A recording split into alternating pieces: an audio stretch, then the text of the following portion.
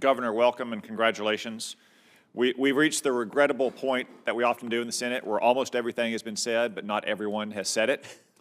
I will refrain from saying a lot of what's gone before me, but I will say for the record that I want to associate myself with the comments of my Republican colleagues about the need for significantly increasing energy production while also being responsible stewards of our public lands and waters.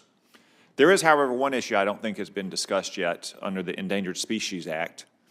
And I think it's a scandal of the first order. I'm surprised it hasn't gotten more attention as of late. On January 3rd, the New York Times published a story about the so-called snail darter. It was a species that was designated as endangered by Fish and Wildlife back in the 1970s. The entire thrust of the story is that a zoologist basically made up this species of snail darter, all for the point of halting construction of the Tellico Dam on the Little Tennessee River. After many years of delay, it finally took an act of Congress to build that dam.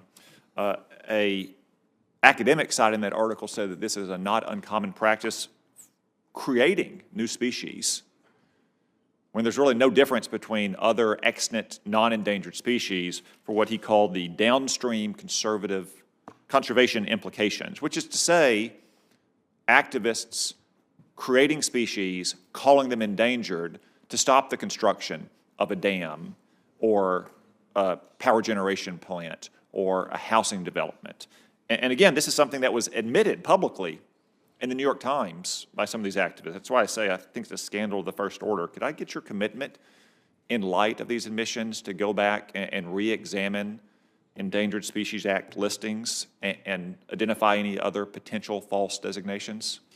Senator Cotton, you raise a very important issue, which is the weaponization of federal rules, meant to actually protect wildlife, but to do it in a way where it's being used not to protect wildlife, but it's being used to stop legal activities like the multiple use scenario we were just talking about with Senator Barrasso.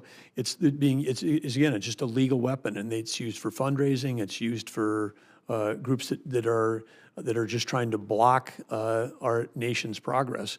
And so I agree with you completely. And you mentioned the New York Times. If that article was someplace else, but the fact that the New York Times wrote that article, I found to also be remarkable admission of at least one case where there was the abuse of the Endangered Species Act relative to its intended use. So yes, you can count. Absolutely. Thank you. I appreciate that, because also I think not in light just of this public admission, but also the West Virginia case and the Loper Bright case, there could be legal infirmity in a lot of our federal bureaucracy's past decisions. So I appreciate your willingness to take a look at that once you're on the job. Thank you very much.